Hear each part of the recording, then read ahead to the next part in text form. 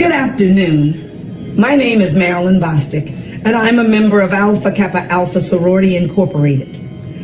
I'd like to share a book with you regarding Let the Children March by Monica Robinson. This book has a lot to do with the marches of 1963 in Birmingham, Alabama. It tells it from a child's perspective, and I like it because I was a child when this happened. And I'm hoping to show you today how you can't be too tiny to make a difference in this world. So sit back, listen to me, and let's join in on Let the Children March by Monica Clark Robinson. 1963, Birmingham, Alabama. I couldn't play on the playground, not the same one that white kids played on. I couldn't go to their schools. I couldn't drink from their water fountains. And guess what? At their schools, they were so nice. Ours were okay. Now, learning went on inside, but it would have been a lot easier had we had their schools. There were so many things that I couldn't do as a little black girl. One warm spring night, my family went to church. We weren't there to have regular service. We were there to hear Dr. Martin Luther King. He had some plans. Dr. King wanted to raise an army, peaceful protesters he wanted to make. He had big brown eyes, see, and had a voice that sprang with love. Dr. King said, "It's time for us to march, people. Time to be peaceful protesters for change." When I heard my mommy say, "If I march, I'll lose my job sure enough." "I can't march, Dr. King. I got to take care of my babies," said my daddy. When all of a sudden, with the weight of the world hanging over everyone in that room, I heard something. My little brother said, "I'll march. I don't have a boss. I don't have a job to lose." And guess what happened next? I said, "I'll march too." "Let the children march," Dr. King said. "Let the children march. They will lead the way." Dr. King had children himself, so we knew he wouldn't let anything happen to us. On May 2nd, a sunny Thursday, boys and girls began to march in the streets. We were dressed in our church clothes, and we had signs that said, "The path may be long, may be troubled, but I'm going to march on." All of a sudden, we heard people in the street saying, "Move out the way, get away, you kids, go back where you came from." And we were a little afraid.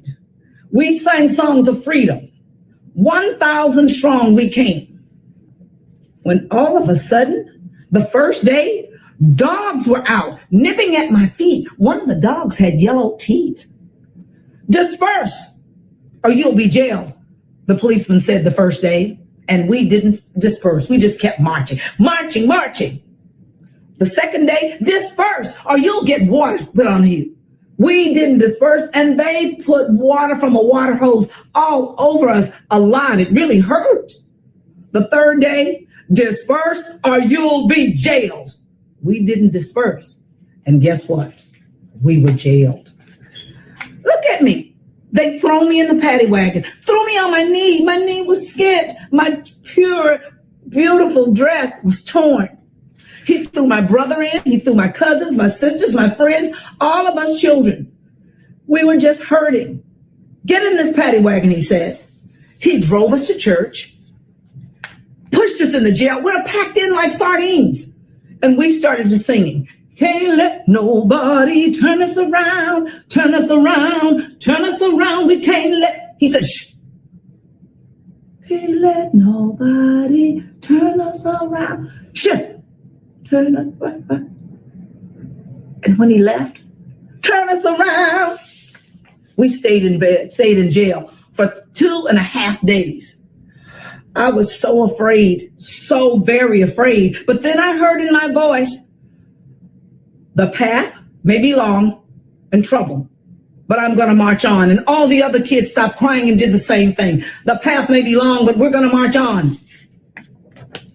And guess what? The next day, people in the town turned on the television, saw us being sprayed with water, dogs biting our heels. Even President Kennedy, he heard about it. People from all over the country said, what are you doing to these citizens, these people? And guess what? All of a sudden, me, a little seedling, had planted a seed of change. Children did that. When mommy came to get us out of jail, daddy and mommy looked so proud of us. Mommy said, I'm so proud of you, sissy. And daddy said, girl, let me kiss you. I said, oh, daddy. My brother was proud too. And guess what? We could feel freedom. It felt like a soft breeze in the Alabama sun. Dissemination, all of that, things that happened to us, 1 month later began to change. I was playing on the playground. Oh, they had some nice equipment. And guess what? I found a new white friend. 2 months later, mommy and daddy and I packed up and we went to a restaurant that we couldn't even go in the front door. Better yet, go around to the back. I could feel it. We've been allowed to do a lot of things since then, but it's going to take a lot more marching. Our march made a difference. We children led this march. And I guess you could say you children could lead this march. But guess what? Remember what Dr. King said. Be peaceful protesters. Turn the other cheek. Keep focused on what you're doing.